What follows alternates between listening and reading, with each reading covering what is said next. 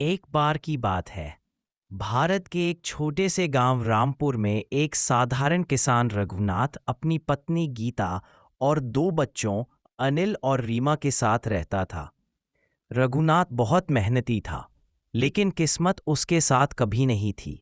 एक दिन सुबह गीता ने रघुनाथ से कहा, सुनो जी, जरा बाजार से 2 किलो आलू ले आओ। बच्चों को बहुत दिनों से पकौड़े खाने का मन है। रघुनाथ थका हारा खेत से लौटा था, लेकिन पत्नी की बात टाल नहीं सका।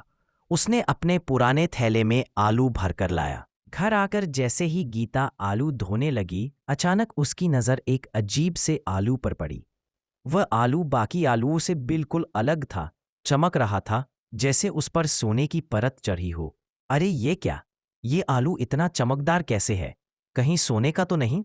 गीता हक्की बक्की रह गई। उसने डरते डरते चाकू उठाया और उस आलू को काटा। जैसे ही आलू कटा, अंदर से एक सोने का हार गिरा। गीता की आंखें खुली रह गईं। हे भगवान!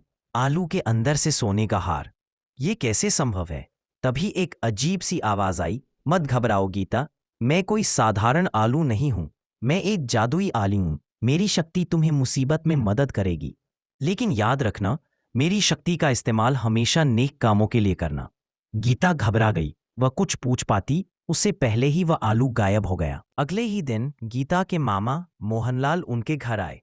बिटिया गीता, 15 दिन बाद तेरी बहन आरती की शादी है। अपने पूरे परिवार के साथ जरूर आना। गीता ने खुशी खुशी निमंत्रण स्वीकार कर लिया। मन ही मन उसने ठान लिया कि शादी में वही जादुई सोने का हार पहनेगी। 15 दिन बाद पूरा परिवार तैयार होकर शादी में पहुंचा। गीता ने गले में वही सोने का हार पहना था। इसकी सुंदरता देखकर हर कोई दंग रह गया। लोग आपस में कहने लगे, वाह, गीता पर तो ये हार बहुत जच रहा है। शादी का माहौल खुशियों से भरा हुआ था। लेकिन तभी अचानक घर में आग लग गई।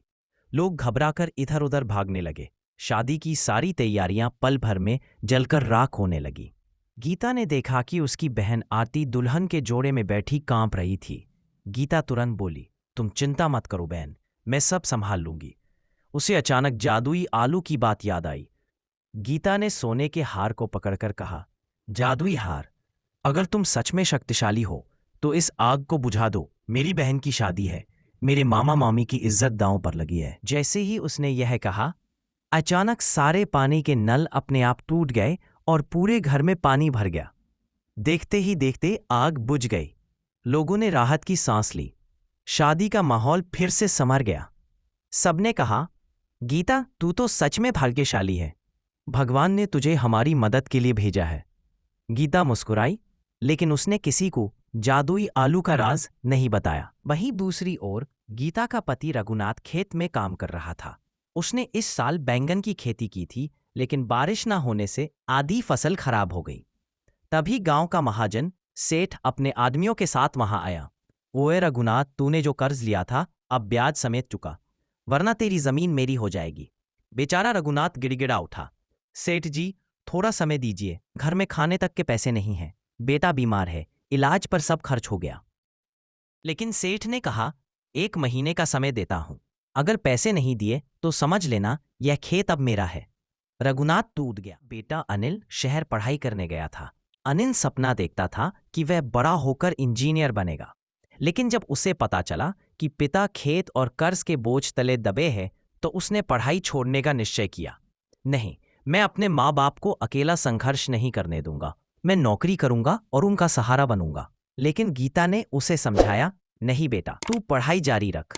यह जादुई आलू और बैंगन हमारे साथ है। तू बस अपने सपनों की उड़ान भर।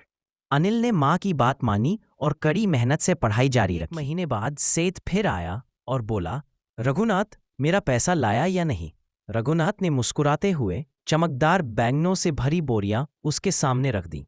ये ले सेठ जी, बाजार में बेचकर देखो, जितना चाहो उतना सोना बन जाएगा। सेठ ने जब बैंगन बाजार में बेचे तो हर बैंगन सोने की ईंट में बदल गया। वह लालच से पागल हो गया और बोला, ये बैंगन मुझे चाहिए, मेरे खेत में भी उगाओ। लेकिन जादुई बैंगन वही प्रकट हुआ और बोला, लालच बुरी बला है सेठ, मैं सिर्फ नेकदिल लोगों के लिए हूं। तूने गरीबों का खून चूसा है, इसलिए तुझे मेरी शक्ति नहीं मिलेगी। अचानक सेठ के सारे सोने के बैंगन साधारण बैंगन बन गए। वह शर्मिंदा होकर गांव छोड़कर भाग गया।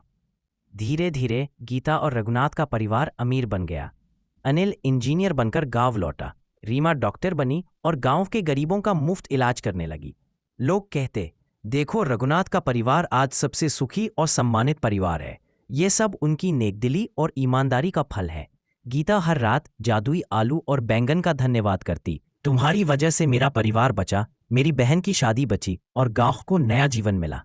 जादुई आलू और बैंगन आकाश में चमकते हुए बोले, हमेशा याद रखना, जादू सिर्फ उन पर बरसता है जिनके दिल में दूसरों की मदद करने की चाहत होती है।